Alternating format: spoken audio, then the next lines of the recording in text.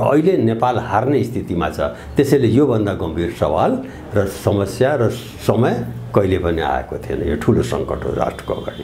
तपाईले प्रधानमन्त्री बनाइदिन्छु, यो पास गरिदिनुस्। कालापानीमा नबोल्नुस्, तपाईले प्रधानमन्त्री बनाइदिनुस्। तपाई यसो नउठाउनुस्, तपाईले प्रधानमन्त्री बनाइदिन्छु। देश त यसरी गइरहेछ नि। देशलाई मान्छेले बिक्री गर्न थालिसके आफ्ना स्वार्थको लागि। यिनका चाहिँ मालिक अन्तै छन् जसको इसारामा यिनीहरू काम गर्छन्। एक दिन अगाडिसम्म एमसीसी पास हुँदैन भन्छ, रातारात पास भइहाल्छ। यी नेताहरूबाट यो हुँदैन, किनभने यिनीहरू नेतै होइनन्। यिनीहरू त परिचालित छन्। यिनका मास्टर कहीँ अन्तैबाट चाहिँ उसले आदेश दिन्छ, त्यो काम गरेर ल्याउँ। त्यसको उद्देश्य के थियो? त्यहाँ जानुपर्ने हामीलाई चाहिँ जरुरत थियो कि थिएन? संलग्न परराष्ट्र नीतिले त्यसलाई यस भन्छ कि भन्दैन? तर कोही मान्छेहरूले के भन्छन्, यो त 20औं वर्षदेखि चलिरहेको छ, त्यसैमा गएको। तर अब त्यसबेला 20 वर्ष अगाडि त एमसीसी थिएन। 20 वर्ष अगाडि त इन्डो पेसिफिक स्ट्रेटेजी थिएन। 20 वर्ष अगाडि एसपीपी थिएन। वार्ड खडा भइसक्यो। त्यो ठाउँमा यदि हाम्रो प्रधान सेनापति जानुहुन्छ भने बताएर जानुपर्छ कि त्यहाँ उद्देश्य यो हो, म यो कामले जाँदैछु। अहिले त आएर चाहिँ 2022 में समस्या के भयो भने उसले के भन्यो भने उत्तरतिर पहाडमा पनि जानु सक्छ। तिब्बतको छेउमा गएर पनि उसले चाहिँ सबै चाहिँ कामहरू गर्ने, उसका आर्मीहरू आउने, उसले सामान ल्याएको चाहिँ हामीले रोकटोक गर्न पाउँदैन, हामीले चेक गर्न पाउँदैन। उसको आर्मीहरू हाम्रो क्याम्पमा चाहिँ आर्मी क्याम्पमा जहाँ पनि बस्न सक्छ, ऊ चाहिँ जे गर्न सक्छ। उसलाई सबै फ्रिडम दिनुपर्छ, डिप्लोमेटिक फ्रिडम दिनुपर्छ। यी सब कुराहरू आएपछि पो हामी चाहिँ सतर्क भयौँ। ओहो, यो त खतरा रहेछ। अब आर्मी हाम्रो चाहिँ धेरै भला आर्मी हुनुहुन्छ, बहुत डेमोक्रेसी मन पराउने आर्मी हुनुहुन्छ। यत्रो सङ्कट चाहिँ नेपालमा आइसक्यो, आर्मीलाई कुनै चिन्ता छैन।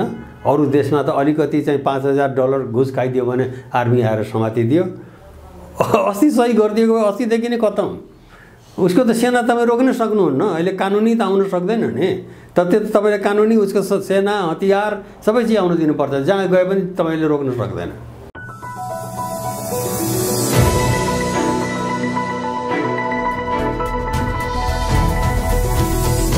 हिमाल अनलाइन टिभी।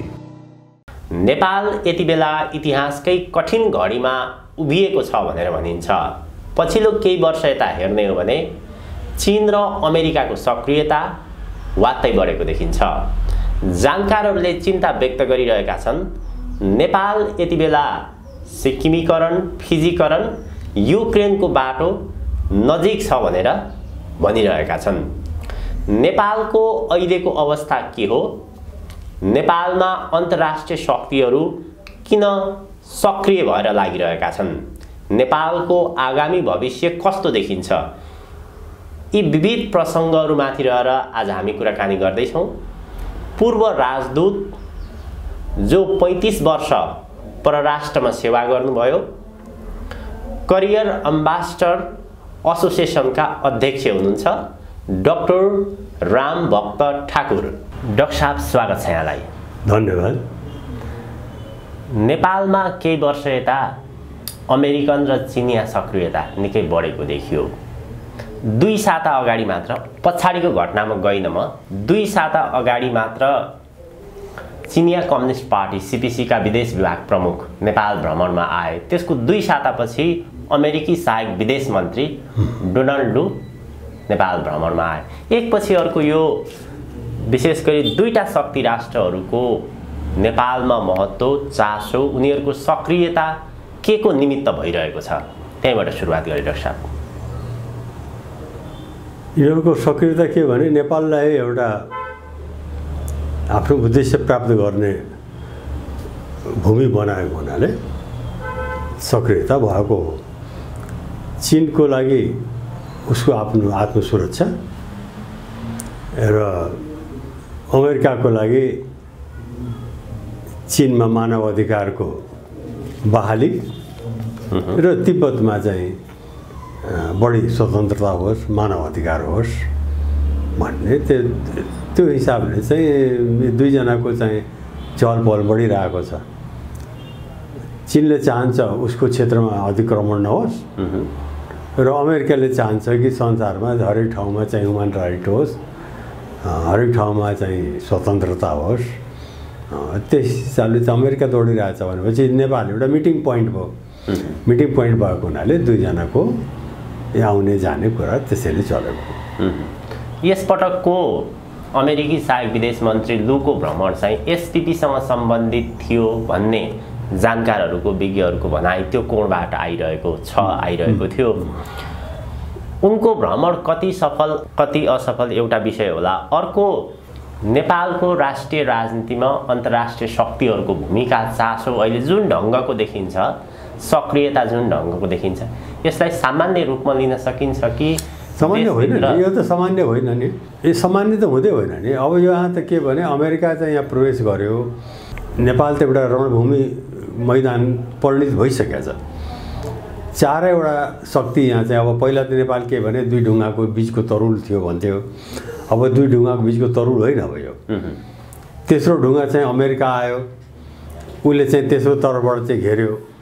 चौथा ढुङ्गा चाहिँ युरोपियन युनियन हो, उसले अर्को ठाउँबाट घेरिसक्यो। भनेपछि नेपाल चारैतिरबाट चाहिँ घेरिया छ। सबको आफ्नो आफ्नो उद्देश्य छ। भारतको आफ्नो उद्देश्य छ, उसको आफ्नो सामरिक स्वार्थ, उसको आर्थिक स्वार्थ। चीनको आफ्नो स्वार्थ छ, उसको चाहिँ आफ्नो स्वतन्त्रता, आफ्नो उसको अखण्डतामा कुनै बाधा नहोस्। अमेरिका चाहन्छ चीनमा चाहिँ ह्युमन राइट होस्, चीनमा चाहिँ तिब्बत आजाद होस्। युरोप चाहन्छ यो देशमा चाहिँ धर्मनिरपेक्ष होस्, यहाँ सबै क्रिस्चियन होस्, हिन्दू धर्म खत्तम होस्, हिन्दू संस्कृति खत्तम होस्।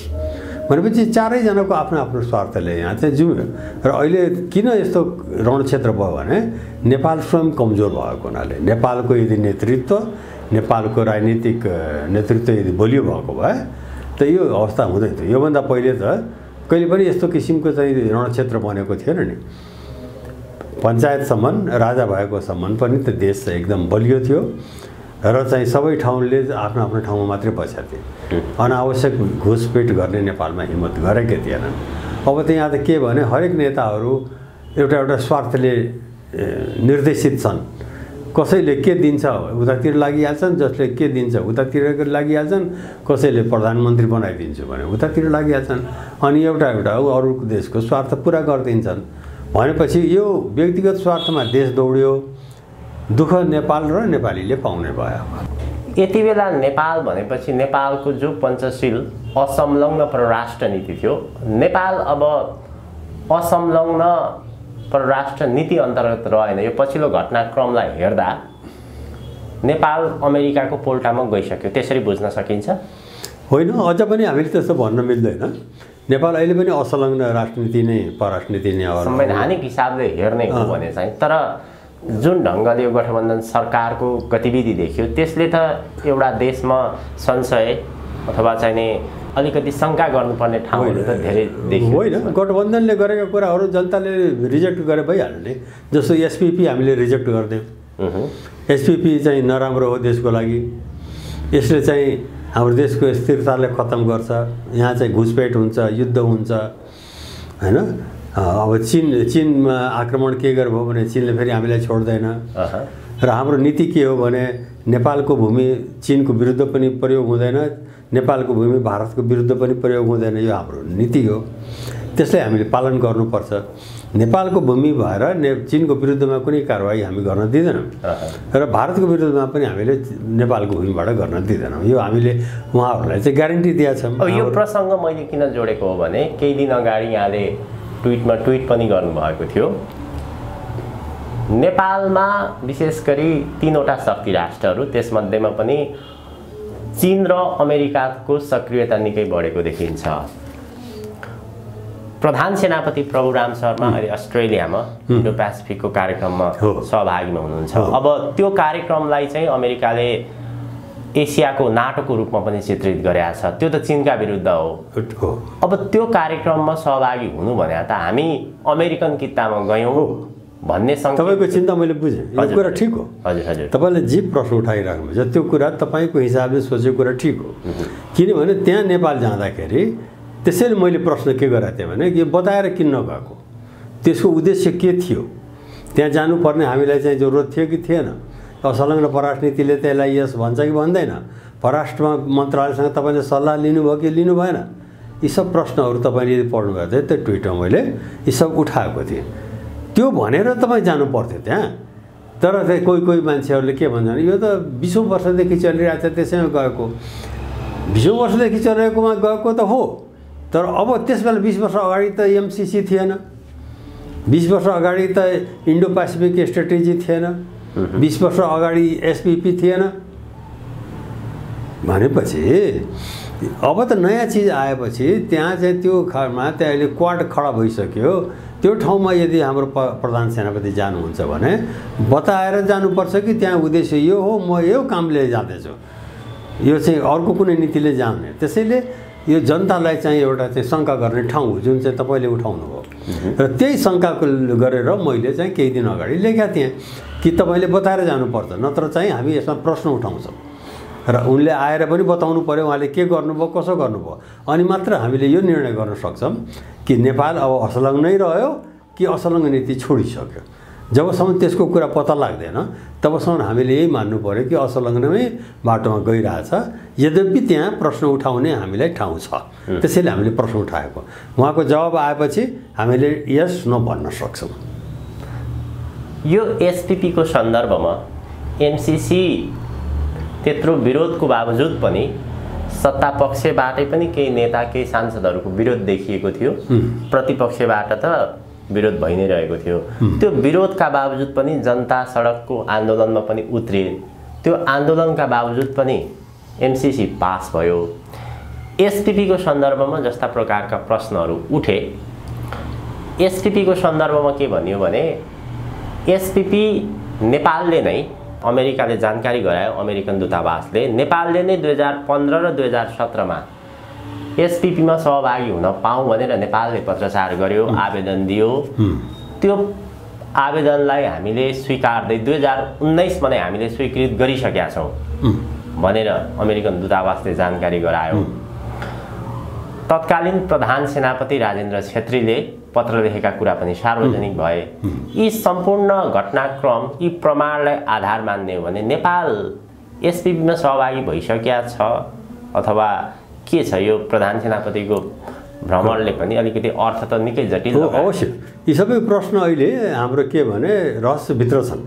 प्रधान सेनापति पनि जानुभयो अमेरिका, के गरेर आउनुभयो त्यो प्रश्न बताउनु पर्ने हो। अझ आउनु बाँकी छ, उहाँले चाहिँ जनतालाई बताउनु पर्यो।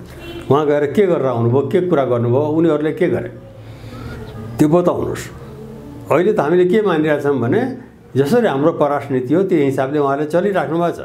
तर यदि होइन भने उहाँले बताउनु पर्छ। आएपछि उहाँले चाहिँ जनताले शङ्का गरेपछि जनताले जवाब दिनुपर्छ, यो यस्तो हो, यस्तो हो, यो गरेँ, र जनताले भन्छ ल ठिक छ यो असलग्न हो भने स्याबास, होइन भने जनताले यसको विरोध गर्छ। एसपिपीको कुरामा पनि यो एसपिपी जुन पहिलाको कुरा एसपिपी हो, सिद्धान्त त एसपिपी भनेको के भने दैवी प्रकोप इत्यादि भयो, नेपालमा आगजनी भयो, बाढी आयो इत्यादि इत्यादि भयो भने अमेरिकाले चाहिँ आएर मद्दत गर्ने, अमेरिकासँग मिलेर मद्दत गरेर दैवी प्रकोपहरू, बाढीहरू इत्यादि हामी नियन्त्रण गर्ने। सिद्धान्त त जानलाई त हामीले केही अब मतलब परेशानी छैन। इन प्रिन्सिपल बाढी आयो, आगो लाग्यो, जस्तो भैँचालो आयो, संसारसँग हामीले माग्यौँ मद्दत गर। त्यस्तो बेलामा इन प्रिन्सिपल जानलाई त केही समस्या छैन। अहिले त आएर चाहिँ 2022मा समस्या के भयो भने उसले के भन्यो भने उत्तरतिर पहाडमा पनि जान सक्छ, तिब्बतको छेउमा गएर पनि उसले चाहिँ सबै चाहिँ कामहरू गर्ने, उसका आर्मीहरू आउने, उसले सामान ल्याएको चाहिँ हामीले रोकटोक गर्न पाउँदैन, हामीले चेक गर्न पाउँदैन। उसको आर्मीहरू हाम्रो क्याम्पमा चाहिँ आर्मीको क्याम्पमा जहाँ पनि बस्न सक्छ, ऊ चाहिँ जे गर्न सक्छ, उसलाई सबै फ्रिडम दिनुपर्छ, डिप्लोमेटिक फ्रिडम दिनुपर्छ। यी सब कुराहरू आएपछि पो हामी चाहिँ सतर्क भयौँ। ओहो यो त खतरा रहेछ। 4 वर्ष 5 वर्ष अगाडि त सिद्धान्त त ठिकै छ नि। संसारको जोसँग पनि हामी कुरा गर्छौँ कि बाढी भयो भने, आगो भयो भने म मद्दत गर्छु भने चाहिँ हो आउनुहोस् मद्दत गर्नुहोस्। तर यो तपाईँको घरमा आएर म यो लुटमार मचाइदिन्छु, तपाईँको घरमा चाहिँ आएका छोरी बेटीहरूलाई चाहिँ हामीहरूले चाहिँ कपाल यसो गरिदिन्छु, उसो गरिदिन्छु भन्न थाल्यो भने तपाईँ कसैलाई घरमा बोलाउनुहुन्छ? बोलाउनुहुन्न। आफै निभाउनुहुन्छ, निभ्यो भने निभ्यो, निभेन भने निभेन। अहिलेको आएर चाहिँ जुन अवस्था देखियो, जुन चाहिँ एउटा चाहिँ 10 मुदे जुन बाहिर आयो, फेरि त्यसको चाहिँ फेरि ओनरसिप कसरी लिएको छैन। अमेरिकाले पनि मैले यही भनेको पनि भनेको छैन, रक्षा मन्त्रालयले पनि भनेको छैन, परराष्ट्र मन्त्रालयले भनेको छैन। त्यो के हो, कसले दियो थाहा छैन र त्यसैमा हामी वाद विवाद र विद्वता छाटिरहेछौँ। तपाईँको प्रश्न पनि त्यही हो, मेरो जवाब पनि त्यही हो। यदि अमेरिकाले यो मेरो प्रश्न होइन भनेपछि त हामी बेवकुफ होइन कि तपाईँको अमेरिकाको प्रश्न होइन, हामी के प्रश्नको जवाबमा चाहिँ रिसाइरहेको। अमेरिकासँग हामीले माग्यौँ कि तपाईँ ओनरसिप भन्नुहोस्, यो तपाईँको प्रश्न हो र उसले हो भनेको भए खबरदार यस्तो हुन सक्दैन नेपालमा भन्नुहुन्थ्यो नि। अब हामी त अहिले पनि हावामै गइरहेका छौँ। कल्पना गऱ्यौँ कि यदि यस्तो हो भने हामीलाई मान्ने छैन, यदि त्यस्तो हो भने यो हामीले स्वीकार्य छैन। नेपालमा आज जस्ता प्रकारका प्रश्नहरू भनौँ अथवा चिन्ताहरू व्यक्त भइरहेका छन्, नेपाललाई नागरिकताको माध्यमबाट फिजीकरण बनाइँदैछ कि भन्ने कुरो, यो नागरिकता विधेयक जसरी फास्ट ट्र्याकबाट पास गरियो, संसदीय व्यवस्थाबाट संसदबाट सिक्किमीकरणको बाटोमा जाने हो कि, र अर्को यो पछिल्लो समय जो नेपाल युक्रेनको बाटोतर्फ गइरहेको छ भन्ने शङ्का आशंका चिन्ताहरू व्यक्त भइरहेका छन्। यो हामीले घटनाक्रमलाई हेरेर मूल्याङ्कन मात्र गरे हो, कल्पना मात्र गरे हो कि साँच्चै बाहिर जे देखिएको छ, बाहिर बौद्धिक वर्गहरूले जसरी चिन्ता व्यक्त गरिरहेका छन्, भित्र त्यही ढङ्गले नै कार्यक्रमहरू अगाडि बढिरहेको छ। कसरी हेर्नुहुन्छ तपाईँ? हो, ठिक हो, तपाईँले दुईवटा कुरा गर्नुभयो, राम्रो कुरा गर्नुभयो। अहिलेको नेपालको कपाल दुखाइ पनि त्यही हो। नेपालीले चिन्ता त्यही गरेका छन्, नेपाल युक्रेन हुन्छ कि हुँदैछ कि, अथवा नेपाल भोलि सिक्किम बन्दैछ कि, दुईवटा प्रश्न र दुईवटा चाहिँ एकदम टड्कारो प्रश्न हो। नेपालीको टाउको दुखिरहेछ यसमा। यदि हामीले एसपीपी सही गरिदिएको भए त्यो दिनदेखि नेपाल युक्रेनको च्याप्टर खोलिसक्यो भने हुन्थ्यो। किनभने अमेरिका सेनाले तपाईँ आउन रोक्न सक्नुहुन्न, उसको हात हतियार रोक्न सक्नुहुन्न, उसलाई चीनको बोर्डरमा जान दिन सक्नुहुन्न, तपाईँ केही चेक गर्न सक्नुहुन्न, तपाईँ उसको मान्छे गिरफ्तार गर्न सक्नुहुन्न, उसले मागेको सामान सबै फ्री छोड्नुपर्छ, यावत कुराहरू। त्यसैले एसपीपी रोकेर अहिले तत्काल म के भन्छु भने नेपाल युक्रेनमा बन्नलाई तत्काल रोकेको छ। नत्र झन्डै एसपीपी गरेको भए नेपाल युक्रेन त्यो दिनदेखि सुरु भन्ने हुन्थ्यो। अब रह्यो सिक्किमकरण गर्नको लागि त नागरिकताको कुरा उठाउनु भयो। त्यहाँ मान्छेहरू फटाफट इन्डियाबाट आएर चाहिँ अथवा चाहिँ नियम नपुगेका मान्छेहरू पनि मान्छे आएर चाहिँ नागरिकता लिँदैछन् भन्ने हल्ला भइरहेछ। र त्यो कुरा चाहिँ के भने यदि चाहिँ गैर तरिकाले चाहिँ लिइरहेछन्, गैर मान्छेहरूले लिइरहेछन् भने त अवश्य पनि त्यो चिन्ताको विषय हो। हामी नै तराईबाट आउँछौँ, म वीरगञ्जको मान्छे हुँ, मलाई डर छ कि म त्यहाँको चाहिँ म त रैथाने हो, त्यहाँको धरतीपुत्र हुँ। तर म भोलि गएर चाहिँ बाहिरका मान्छे नै बढी हुन्छन्, म उहीसँग सलाम गरेर मलाई चाहिँ अलिकति पेट्रोलको मलाई पर्मिसन दिनुहोस् न भनेर माग्छु कि चिनीलाई अलिकति मलाई आदेश दिइदिनुहोस् भनेर मैले त्यो बाहिरबाट आउने मान्छेलाई माग्छु कि।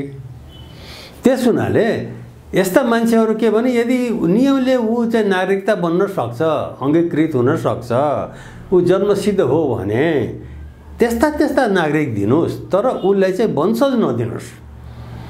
वंशज भएपछि उसले राजनीतिक अधिकार पाउँछ।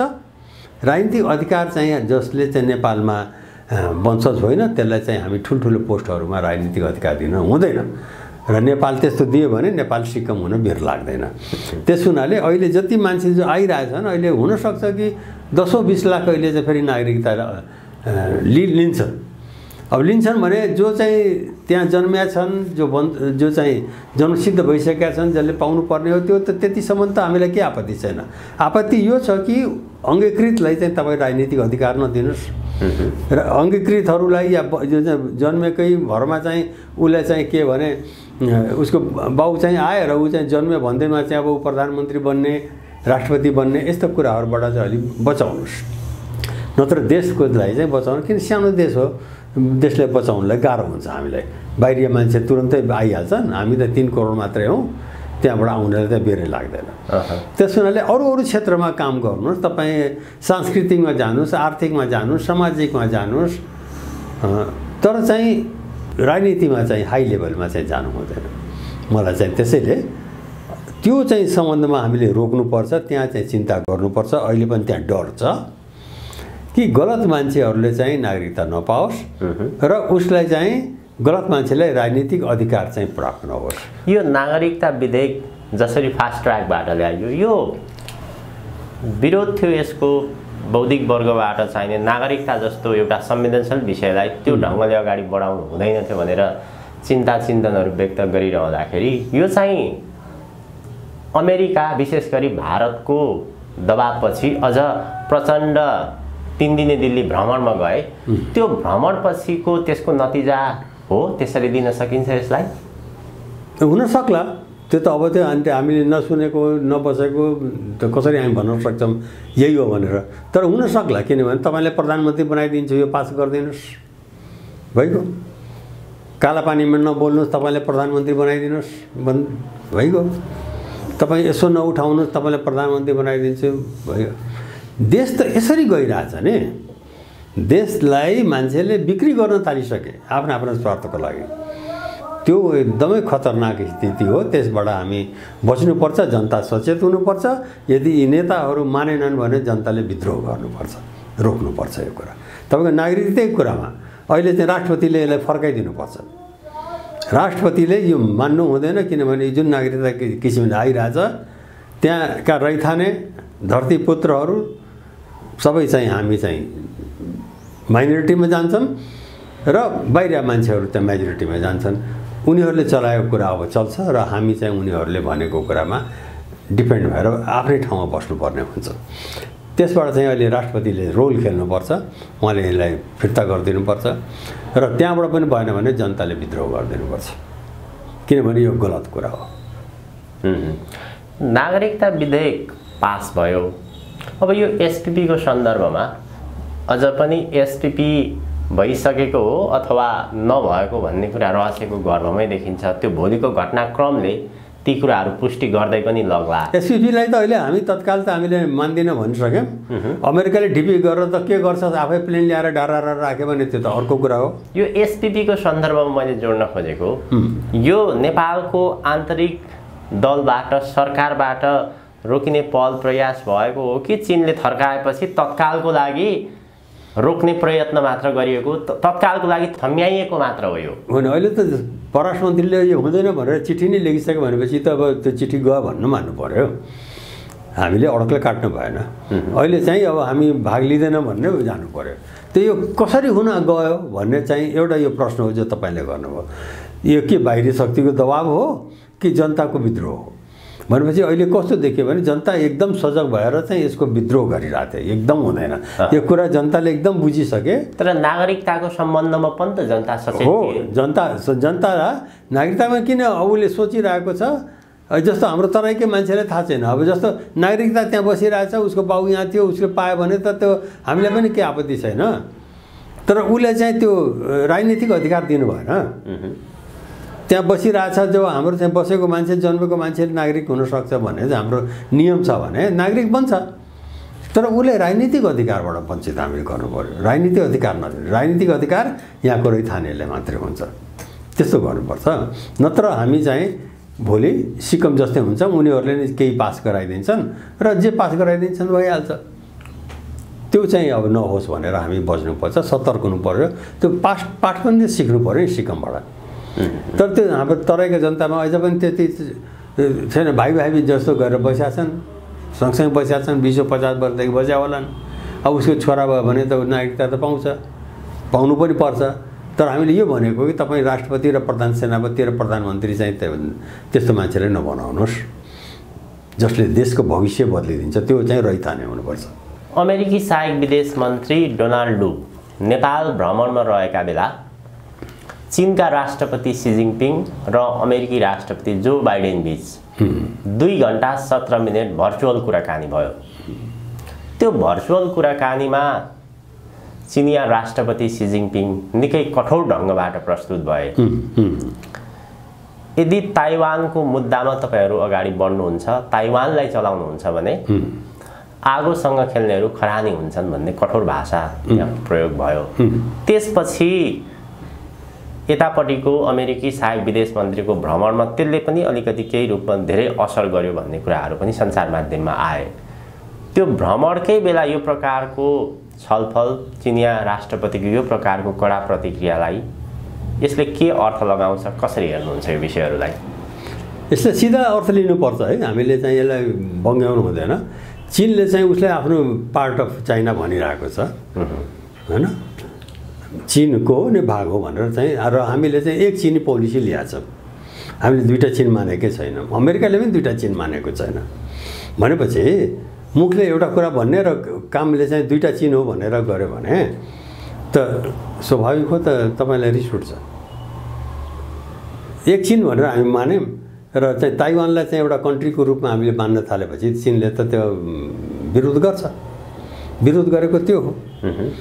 त्यहाँ ताइवानसँग आर्थिक सम्बन्ध राख्नुहोस्, व्यापार गर्नुहोस्, इन्भेस्टमेन्ट गर्नुहोस् त सब भइ नै रहेछ, हरेक देशको भइरहेछ। त्यसमा त केही आपत्ति छैन। सांस्कृतिक कल्चरल यता आउने जाने सबै भइरहेछ, त्यसमा त कुनै आपत्ति छैन। त त्यसलाई देशको रूपमा मान्यता दिएर र त्यहाँ चाहिँ सरकारी भिजिट गर्ने र सरकारी गरेपछि त चीनको एउटा राष्ट्रको हिसाबले ऊ चाहिँ त्यस्तो प्रतिक्रिया दिनु मलाई लाग्छ कि त्यो देशको हिसाबले गर्ने कुरा हो। अब चीनको बारेमा मैले बोल्ने होइन, मलाई चाहिँ म चीनको त केही होइन नि, म चीनको बारेमा कसरी भनौँ, तर एउटा सिद्धान्तको रूपमा हेर्दाखेरि चीनले त्यसरी त्यो गरेको होला भन्ने म एउटा विद्यार्थीको नाताले त्यस्तो भन्न सक्छु। चिनिया सक्रियता नेपालमा पछिल्लो समय जुन ढङ्गको देखियो, त्यसलाई उनको सक्रियता चासोलाई हेर्दाखेरि नेपालको सन्दर्भमा चीन निकै नै गम्भीर भएको देखिन्छ पछिल्लो समय। गम्भीर त हुनै पर्यो नि। अब यहाँ उसले चाहिँ अमेरिकाले तिब्बतलाई स्वतन्त्र बनाउँछु भनिरहेछ भनेपछि चीन गम्भीर हुँदैन? हाम्रो तराईलाई तोडेर लैजान्छु भनेर कसैले भन्यो भने हामी के बसेर लड्डु खाइरहेको हुन्छौँ? जति सक्छ त्यति त हामी प्रतिक्रिया देखाउँछौँ। अब मुख्य प्रश्न त्यसो भए के रह्यो भने नेपालको राष्ट्रिय राजनीतिमा, नेपालको भूमिमा जसरी ती दुईटा शक्ति राष्ट्रहरूको टकराव देखियो, तपाईँले अघि पनि भन्नुभयो नेपालका राजनीतिक दलहरू, नेताहरू, सत्तापक्ष होस् प्रतिपक्ष होस्, उनीहरूले आफ्नो व्यक्तिगत स्वार्थ, पदीय स्वार्थको लागि देश नै बेच्न सक्ने अवस्थासम्म अथवा त्यो सम्मको भूमिका खेल्न थाले भनेर यहाँले भन्नुभयो। अब यही गठबन्धनको सरकार होस्, सत्तापक्ष होस् प्रतिपक्ष होस्, अहिलेको अन्तर्राष्ट्रिय जो टकराव नेपालमा देखियो त्यो टकरावलाई उनीहरूले समाधान गर्न सक्ने ल्याकत राख्छन् कि राख्दैनन्, अथवा त्यो गर्न सक्छ कि सक्दैन? यी नेताहरूबाट यो हुँदै हुँदैन, किनभने यिनीहरू नेतै होइनन्, यिनीहरू त परिचालित छन्। इनका मास्टर कहीँ अन्तैबाट चाहिँ उसले आदेश दिन्छ, त्यो काम गरेर ल्याउँछन्। एमसिसी पास गरे आज राति हिजोसम्म चाहिँ एमसिसी हुँदैन भनिरहेछ, ल आज राति पास गर्नै पर्छ भनेर आज राति पास भइहाल्छ। मालिक त अन्तै छ नि। ए मालिक अन्तै छन्, यिनका चाहिँ मालिक अन्तै छन् जसको इसारामा यिनीहरू काम गर्छन्। यी नेपाली नेता भएको भए त अर्थ्यो नि, एक दिन अगाडिसम्म एमसिसी पास हुँदैन भन्छ, रातारात पास भइहाल्छ। नागरिकतामा त्यति विवाद छ, जनताले विरोध गरिरहेछ, नागरिकता चाहिँ दुईटै हाउसबाट अहिले पास भइसक्यो। मालिक कहाँ छ? यिनीहरू नेता होइनन्। त्यसैले यी जसले चाहिँ जसले देशको माया गर्दैन, देशलाई चाहिँ एक एक पिस गरेर चाहिँ आफ्नो स्वार्थको लागि सौदाबाजी गर्छन्, तिनीहरूलाई चाहिँ जनताले हराउनुपर्छ, यिनीहरूलाई चाहिँ खदेड्नुपर्छ, हुनसक्छ दण्ड दिनुपर्छ। र नयाँ नेता, नयाँ दृष्टिकोण भएको, राष्ट्रलाई प्रेम गर्ने, सबै जनतालाई मेरै दाजुभाइ हुन् भनेर, यदि नेपाली हो भने त्यो जहाँको जनता भए पनि, त्यो पहाडको होस्, तराईको होस्, खोजको होस्, जहाँ पनि त्यो मेरो दाजुभाइ हुन्, दिदीबहिनी। गलत मान्छे चाहिँ नेपाली नबनुन्। यदि उसको अर्थ, उसको हक मिल लाग्छ भने त्यो नेपाली हो, त्यसलाई हामीले मार्नु हुँदैन, दिनु पनि दिनैपर्छ। म अहिले पनि तराईको लागि चाहिँ त म यो तराईबाट आउँछु, म कसरी चाहिँ त्यहाँको मान्छेलाई चाहिँ त्यस्तो भन्छु, हाम्रै दाजुभाइ हुनु उनीहरू। तर गलत मान्छेले नल्याऊ, सही मान्छेको अधिकार पाउनुपर्छ, गलत मान्छेले पाउनु हुँदैन। र त्यहाँ चाहिँ जुन किसिमले हामी बसिरहेको छौँ त्यसैले हामीले चलाएर देशलाई एक बनाएर नेपालका पहाड, हिमाल, तराई साथ दाजुभाइ हुन् भनेर मिलाएर एक स्ट्रिममा लिएर पो जानुपर्छ। हाम्रो त त्यो पो भावना हो, त्यसरी जानुपर्छ। त्यसैले चाहिँ अब यी देशबाट नेताहरूबाट चाहिँ चल्दैन। हामीले देखिसक्यौँ, सबले एउटा एउटा देशका चाहिँ काण्ड बनाइसकेका छन्। यिनीहरूलाई सबैलाई हराउनुपर्छ। जनताले चिनिसके। नयाँ मान्छे, नयाँ खुन, नयाँ विचार र सबैलाई एक देख्ने कोही राष्ट्रसँग फेरि हाम्रो दुश्मनी होइन। भारतसँग पनि हाम्रो दुश्मनी छैन, चीनसँग पनि छैन, अमेरिकासँग पनि छैन। तपाईँले भन्नुहुन्छ नि, म त कुनै चिजमा एउटा कुनै विषयमा पो म त्यसको आलोचना गर्छु। भारतसँग त मैले भने नि, भारतसँग त कोइलावास मैले नै लिएको मान्छे हुँ। भारतले कोइलावास नेपाल इन्डियाको भन्थ्यो, मैले कोइलावास गएर छलफल गरेर मैले गरेर लिएको होइन। फुलबारीको बाटो लिनलाई चाहिँ मैले, भारतले चाहिँ त्यस्तो गाह्रो थियो, फुलबारीको बाटो लिएँ बङ्गलादेश जानलाई। भारतले दियो नि, दिन्छ। हामीले नजानेको भारतसँग चल्नलाई हाम्रो चाहिँ बुद्धि अर्कै किसिमको छ। तपाईँ जोसँग व्यवहार गर्नुहुन्छ त्यो मान्छेको स्तरले तपाईँले आफूलाई राख्नुहोस्, तब चल्नुहुन्छ। अरू किसिमले हुँदैन। भारतसँग केही गाह्रो छैन, तर भारतसँग चाहिँ बुझ्नुपर्छ, त्यो स्किल चाहिन्छ। त्यसैले भारत पनि दुश्मन होइन, चीन पनि दुश्मन होइन। परेको बेला जहिले पनि चीनले मद्दत गरेको छ। अमेरिका पनि दुश्मन होइन। नेपाल त तीनवटै शक्ति राष्ट्रहरूको मित्र हो, कसैको पनि शत्रु भन्ने विषय नै भयो। युरोप पनि होइन। तर अब डाक्टर साहब यहाँले निकै महत्त्वपूर्ण, निकै गम्भीर कुरा के उठाउनु भयो भने नेपालका राजनीतिक दलहरू, नेपालका नेताहरू, उनीहरूको मालिक अन्तै छ। कति बेला के हुन्छ भन्न सक्ने अवस्था। त्यसैले जनता चाहिँ सजग हुनु पर्यो, जनताले विद्रोह गर्नु पर्यो। र यी चारवटा शक्ति, भारत, चीन, अमेरिका, युरोप, यी चारवटा हाम्रा मित्र हुन्। हाम्रो कन्सर्न यति मात्रै छ, हाम्रो चिन्ता यति मात्रै छ कि नेपालको हितलाई खराब नगर, नेपालको हितलाई नमार्देऊ। जहाँसम्म हाम्रो हित छ त्यहाँसम्म तपाईँहरूसँग हामी मिलेर सहयोग गर्छौँ र हिँड्छौँ। तपाईँ हाम्रो मित्र। तर त तपाईँले मेरो नै बिगार्न थाल्नु हो भने त म कसरी तपाईँलाई मित्र मान्ने र म कसरी चाहिँ त्यसलाई। तर बडो जटिल अवस्था चाहिँ यहाँले पनि के उल्लेख गर्नुभयो भने मालिकको इसारामा काम गर्नुपर्ने हुन्छ। मालिकले जे भन्यो त्यही गर्नुपर्ने हुन्छ, किनभने ड्राइभर उनीहरू आफै होइन, उनीहरू खलासी मात्र हुन्, ड्राइभर अर्कै छन् यहाँले भन्नुभयो। अब त्यो परिस्थितिमा त यदि त्यसरी जाने हो भने हामी बिहान उड्दाखेरि चाहिँ नै सिक्किम भइसकेको अवस्था हुने हो कि जे पनि हुन सक्छ। त्यस हुनाले मैले भने यी नेताहरूलाई चाहिँ हराउनुपर्छ, नयाँ मान्छे ल्याउनु पर्यो, राष्ट्रले प्रेम गर्ने मान्छेले, जनता अब सजग हुनु पर्यो। अब देशलाई बचाउने हो भने जनताले मात्रै बचाउन सक्छ, अरू कसैले बचाउन सक्दैन। देशको यस्तो संवेदनशील गम्भीर अवस्थामा यहाँका विज्ञ, प्राज्ञ, परराष्ट्रविद भनौँ, हिजोका दिनमा विभिन्न सेक्टरमा बसेर अनुभव प्राप्त गरिसकेका व्यक्तिहरू यो देशको एउटा चाहिने राष्ट्रियताको सवालमा, गाम्भीर्यताको सवालमा किन बोल्दैनन्, किन शब्द खर्च गर्दैनन् होला? जसरी तपाईँले आज खुलेर यी विचार विषयवस्तुहरू प्रष्ट साथ राखिरहनु भएको छ, ती विज्ञहरू खुलेर बोल्दैनन् कि अमेरिकाको पक्षमा बोल्छन्, कि चीनको पक्षमा बोल्छन्, कि भारतको पक्षमा बोल्छन्? किन त्यसो गर्छन्? त्यस्तै हो, दुःखद पनि हो। तर जस्तो कोही मान्छे विद्वान छन् भने आफ्नो आफ्नो विचार राख्न चाहिँ सबैलाई छुट हुन्छ है। म चाहिँ कसैले पनि, मेरो पनि विरोध कसैले गरे पनि म कहिले पनि उहाँलाई खराब भन्दिनँ। मेरो कुन कुरा तपाईँले मन परेन उहाँले बताउनुहुन्छ भने म त्यसको व्याख्या गरिदिन्छु। मलाई के छ भने म हारे पनि म हारौँ, मलाई केही छैन, तर मेरो नेपाल नहारोस्। यही हो नेपालीले सोच्नुपर्ने र हरेक बुद्धिजीवी या हरेक मानिसले। तपाईँ मलाई हराइदिनुहोस्, मलाई गाली गरिदिनुहोस्, अथवा तपाईँलाई हराइदिए केही मतलब छैन। तपाईँ र म हारेर केही हुँदैन, नेपाल हार्नु हुँदैन। र अहिले नेपाल हार्ने स्थितिमा छ। त्यसैले योभन्दा गम्भीर सवाल र समस्या र समय कहिले पनि आएको थिएन। यो ठुलो सङ्कट हो राष्ट्रको अगाडि। नेपाल यो इतिहासकै अहिले नेपालको सबैभन्दा ठुलो सङ्कट हो। हुनसक्छ देश हराएर जान पनि सक्छ। कसरी टर्छ यो सङ्कट?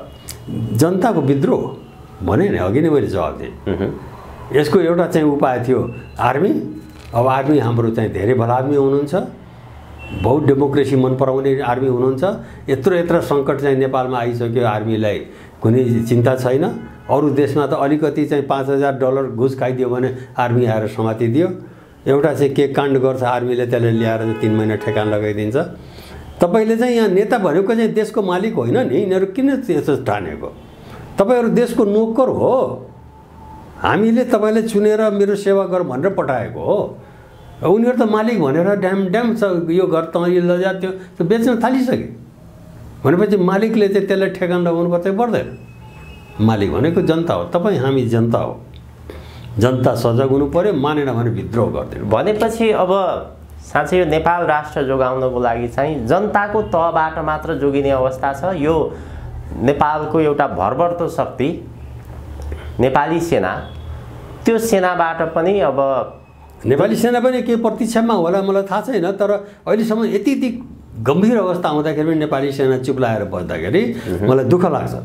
अब नेपाली बचाउने भने एउटै हो, राजा आउनुपर्छ र जनताले राजालाई साथ दिनुपर्छ, तब मात्र यो देश बाँच्छ। अब यहाँले राजाको प्रसङ्ग उठान गरिरहँदाखेरि फेरि कतिपयले चाहिँ प्रतिगमनको कुराकानी गर्ला। प्रतिगमन राजा फाल्नको लागि देशमा त्यत्रो वर्ष आन्दोलन भयो, हजारौँले बलिदान प्राप्त गरे। त्यो त मूर्ख काम गरे नि। तपाईँले त यो 20 वर्षमा देखाइहाल्नु भयो कि राजा फालेर, हिन्दू धर्म फालेर तपाईँले देशलाई अझ अधोगति गरेर दिनुभयो। यहाँ राम्रो गरेको भए त म यस्तो बोल्ने थिएन नि। म पनि त 20 वर्ष इन्तजार गरेर बसेँ। प्रचण्डले हिजै मात्र हिसाब किताब बसेर गर्नु न त। म पनि हिसाब देखाइदिन्छु 20 वर्षमा नेपाल कहाँ गयो, तपाईँले के गर्नुभयो, कति काण्ड भयो। त्यो त हिसाब किताब नै छ नि, त्यो मुखले बोलेर होइन नि। बसेर हिसाबै गरिदिउँ, म 20 वर्षमा देखाइदिन्छु नेपाल कहाँ गइसक्यो।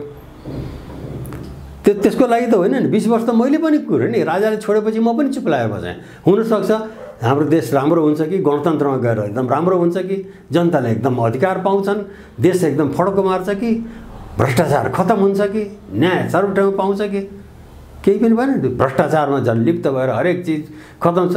एउटा सडक बन्दैन, एउटा पुल बन्दैन, एउटा के बन्दैन। 10 वर्षदेखि पुल टुटेछ, कसैले हेर्दैन मालिक। भ्रष्टाचार त्यस्तो छ। त्यसैले यो चाहिँ अब राजा आयो भन्ने प्रतिगमन होइन।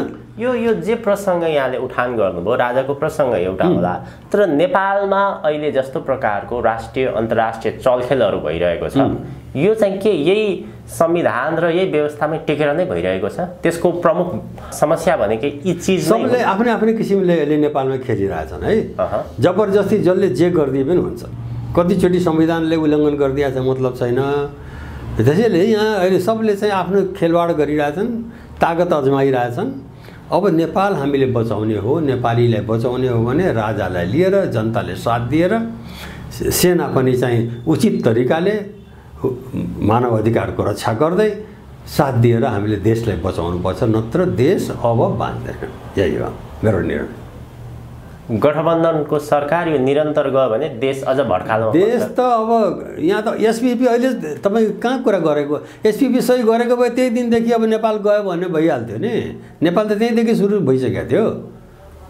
अस्ति सही गरिदिएको भए अस्तिदेखि नै खत्तम। उसको त सेना तपाईँ रोक्न सक्नुहुन्न। अहिले कानुनी त आउन सक्दैन नि। त्यो त तपाईँले कानुनी उसको सेना हतियार सबै चिज आउन दिनुपर्छ। जहाँ गए पनि तपाईँले रोक्न सक्दैन। सिद्धिसक्यो त्यो त। त्यो त एउटा चीनको दबावले, धम्कीले मात्र। चीनले दबाब दियो। किन नेपालीले यो हामी देश बचाउँछु भनेर भन्न सक्दैन? हामी आफ्नो नेपालीलाई अन्डर रेट गर्दिन। नेपालीले म देश बचाउँछु, यो हुँदैन, यसो गर्नु हुँदैन भन्न सक्दैन। नेपालीले भनेको हो। चीनलाई मैले किन बिचमा ल्याउने यसमा? चीन त्यो बोर्डर गएपछि चीनको चिन्ता हो, तर बोर्डरको यतातिर त मेरो चिन्ता हो नि।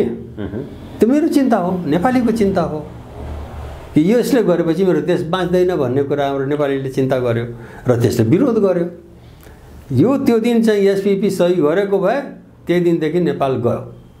त्यो डेट नोट गरेर राखे हुन्थ्यो। त्यहाँदेखि नेपालको चाहिँ अमेरिकन सेनाहरू यहाँ आएपछि त सिद्धिको नि युक्रेन सुरु। त्यसपछि त चीनले खुला रूपमा प्रतिकार त ऊ गरिहाल्थ्यो। उसले अट्याक गर्थ्यो, ऊ गर्थ्यो। अनि हुन्थ्यो के भने तपाईँ हामी मर्थ्यौँ, हामी बालबच्चा लिएर यता भाग्थ्यौँ, उता भाग्थ्यौँ। उतातिर इन्डियालाई चाहिँ उतातिर टेरोरिस्टहरू आउँथ्यो, मुसलमान टेरोरिस्टहरू। यता आएर चाहिँ इन्डियातिर पस्थ्यो, उता इन्डियाले हान्थ्यो। यताबाट इन्डियाले हानेछ, उताबाट चाइनाले हानेछ, अनि नेपाली चाहिँ मऱ्यो, खत्तम गर्यो। नेपालको त अन्त त्यही थियो।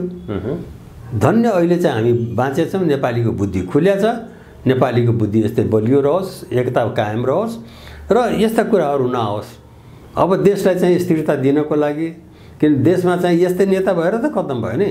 अब त्यसैले त्यो राज संस्थालाई एउटा चाहिँ गार्जियनको रूपमा भए पनि राखेर, नेपालीमा चाहिँ सार्वभौम सत्ता दिएर, पार्लियामेन्टमा तागत दिएर देश चाहिँ चलायो भने मात्र हो, नत्र चाहिँ अब देशलाई गाह्रो छ। हजुर डाक्टर साहब, हामी कार्यक्रमको लगभग अन्त्यतर्फ छौँ। यो प्रसङ्ग यहाँले उठान गर्दाखेरि मैले जोड्न खोजेको विषय मात्र के भने नेपाल शक्ति राष्ट्रहरूको एउटा रणभूमि बन्ने भयो। यी नेताहरूले बुद्धि नपुर्याउँदाखेरि नेपाल कति बेला युक्रेनको अवस्था हुन सक्छ त्यो भन्न नसक्ने अवस्थामा पुग्यो। यो गठबन्धनको सरकार अगाडि बढ्ने हो भने त यही तरिकाले अगाडि बढ्ने हो भने त त्यो निश्चित नै छ भनेर यहाँले भन्नुभयो। तर सत्तापक्ष प्रतिपक्ष नेपालका हिजो चाहिने महत्त्वपूर्ण पदहरूमा बसेर काम गरेका मानिसहरूले यसलाई कसरी पनि व्याख्या विश्लेषण गरेको प्रतिक्रिया दिएको पाइयो भने नेपाल जे छ ठिक अवस्थामा छ, ठिक ठाउँमा छ।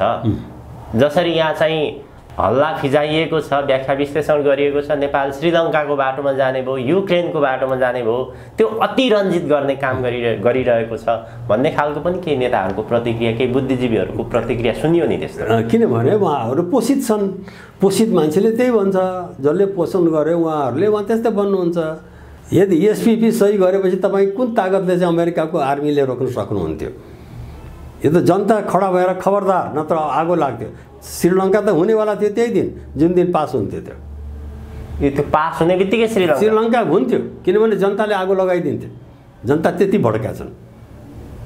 अनि त्यहाँ चाहिँ जनता चाहिँ शीतल निवासमा गएर बस्थे कि सिंहदरबारमा बस्थे थाहा छैन। तपाईँ यस्तो गलत काम चाहिँ गराउँदै थियो सरकारले एसपिपी पास गराएर। धन्य चाहिँ पास भएन, नत्र त्यही दिनदेखि श्रीलङ्का र त्यही दिनदेखि युक्रेन सुरु भइसकेको थियो। सिकम भनेको त तपाईँ यो नागरिकताको नाटकले हो। त्यो नागरिकता राम्रै गर्नुहोस्, सिकम हुँदैन।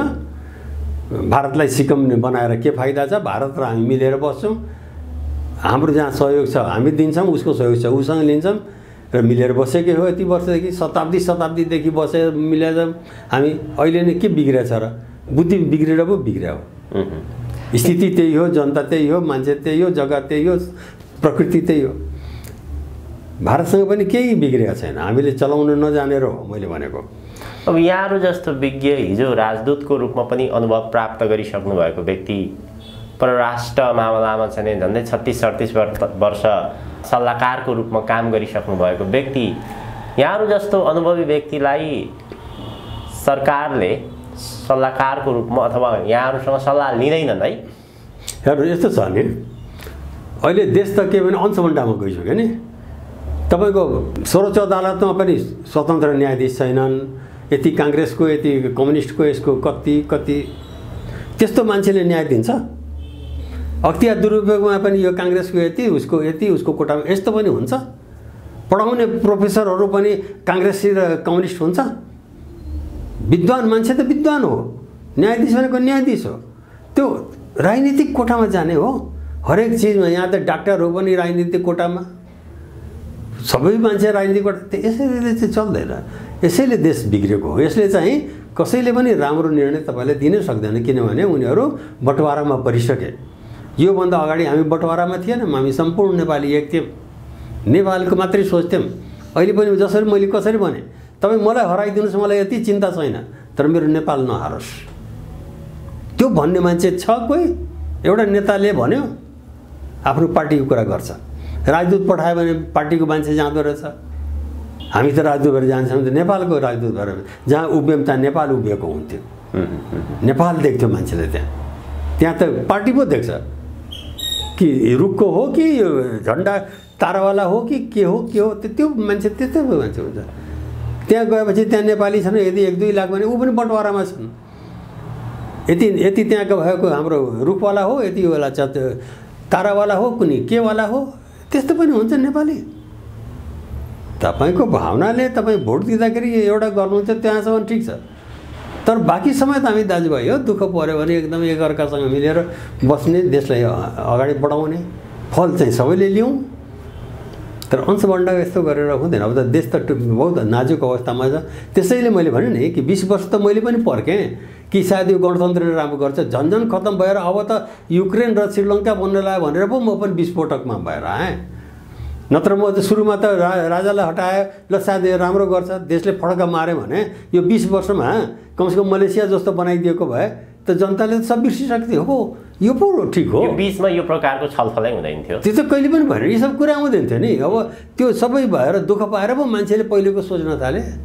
जस्तो हामी सोच्छौँ, जस्तो मैले राम्रो गरेन भने मेरो बुवाको सम्झन्छु, मेरो बुवा हुँदाखेरि यस्तो थियो, हाम्रो घर यस्तो थियो, यति खान्थ्यौँ, उतो गर्थ्यौँ, अहिले यस्तो छैन।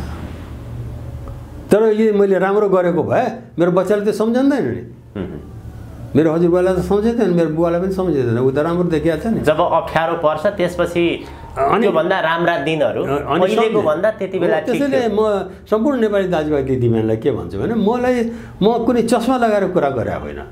10, 20, 15 वर्ष त म पनि प्रतीक्षा गरेँ कि नेपालले राम्रो गर्छ कि भनेर। तर नेपालले राम्रो गर्न झन् खत्तम भएर अब युक्रेन र श्रीलङ्का बनेपछि त नेपालको नामै मिटेपछि त अब त बोल्नुहोस्, अब हामी कुन बेला बोल्ने त? हाम्रो हातमा त बन्दुक तर केही छैन, हाम्रो मुखमा त्यही शब्द छ, दिमागमा केही भन्ने चाहिँ तर्क छ। हाम्रो हतियार भनेको यही हो, त्यसले हामी लडिरहेछौँ। तर चाहिँ के भने तपाईँ हामी जस्तो मान्छेले सरकार चाहिन्छ कि चाहिँदैन भन्नुभयो, त्यो त उनीहरूले अंशबन्ड गरेको हुनाले, म त कुनै पार्टीमा नभएको हुनाले मलाई त यस्तो को मान्छे छ जो बिना पार्टीको लिने? म त कुनै पार्टीमा छैन नि, उसलाई मेरो जरुरत छैन नि। मेरो जरुरत त नेपाल आमालाई मात्रै छ, यो पार्टीलाई छैन। अनि नेपाल आमालाई दुखेपछि म दौड्छु त्यसैले। र म जस्तै अरू पनि छन्, म मात्रै एउटा राष्ट्रवादी र राष्ट्रभक्त होइन, म जस्ता थुप्रै छन् मेरा साथीहरू जो नेपाल जितोस् भन्छन् र नेपालको लागि मरिमेट्ने छन्, पार्टीमा छैन। त्यो पो चाहियो हाम्रो नेपाल लिएर जाने दाजुभाइ दिदीबहिनी। आज हेर्नुहोस् न, यो त अहिले पनि त यो फलाना जात यो चिलाना जात भनेपछि कोही पार्टीको नेताले बोलेको देख्नुहुन्छ? यो अछुत भनेर यस्तो तल फालिदिया हुन्छ, गाली गरे हुन्छ। कोही पनि नेता गएर प्रचण्ड या ओली या यिनीहरू गएर चाहिँ कसैले होइन यस्तो नगर, आऊ बस मसँग खाऊ त भनिदिएको भए त्यो ठाउँमा त्यो गर्ने मान्छेको हिम्मत हुन्थ्यो अर्कोचोटि? गऱ्यो भने फेरि अर्कोचोटि गएर ल आऊ मसँग यहाँ बस खाऊ भन्ने, ल म भएको भए त म त्यसो गरिदिन्थेँ। अनि त उसको बल बढ्थ्यो, अरू मान्छेले गर्दैन थियो। ए मैले त आज उसलाई चाहिँ यस्तो भने फलाना जात चिलाना जात भनेर त्यस्तो गरेर मतलब देशलाई मतलबै छैन। हेर्नुहोस्, यो त मैले एउटा सानो उदाहरण भनेको। नेपाली जनताले बुझ्युन्, यति भावावेशमा नजानु। अब बुझि पनि सके कि यो 20 वर्षमा चाहिँ महादुःख पाए नेपाल, अब झन्डै खत्तम हुन लागेको थियो। धन्य जनता जाग्यो, एसपिपीले जगाइदियो, नत्र एसपिपी नआएको भए चाहिँ अहिलेसम्म सुतिरहेको थियो। एमसिसीसम्म त सोचिरहेको थियो सायद अलि राम्रो हो कि अलि खराब हो कि अलि राम्रो हो कि अलि खराब हो। एमसिसी नै खराब हो नेपालको लागि। अब एसपिपी धन्य आयो, बहुत धन्यवाद छ कि एसपिपी आयो, त्यसले नेपालीको रगत बाल्दियो। हस् डाक्टर साहब, आजको यो महत्त्वपूर्ण समय उपलब्ध गराइदिनु भयो, आफ्नो महत्त्वपूर्ण विचार प्रस्तुत गरिदिनु भयो, यहाँप्रति म अत्यन्त आभारी छु। यहाँलाई हृदयबाट नै आभार प्रकट गर्न चाहन्छु। तपाईँहरूलाई म धन्यवाद दिन्छु कि मेरो मनका कुराहरू राख्नु दिनुभयो। यो जनताले बुझोस्, मलाई कोहीसँग रिस ईर्ष्या केही छैन। मेरो यो छ कि नेपालको अहित नहोस्, नेपालीको अहित नहोस्, नेपाली एकता कायम रहोस्, नेपालको अखण्डता कायम रहोस्, त्यही हो हाम्रो लक्ष्य। र यो चाहिँ अब अहिलेको जुन अवस्था छ, जुन सिस्टम छ, यसले चाहिँ सकेन, नेताले पनि सकेनन्, सिस्टमले पनि सकेनन्। त्यसैले सबभन्दा राम्रो अहिले पनि राजालाई लिएर, राजाले एउटा गार्जियनको रूपमा राखेर, पार्लियामेन्टलाई नै बलियो गरेर, प्रजातन्त्रलाई मजबुत बनाएर, जनतालाई ताकत दिएर हिँड्यो भने देशलाई कल्याण हुन्छ र देश अझम्बरी रहिरहन्छ। धन्यवाद।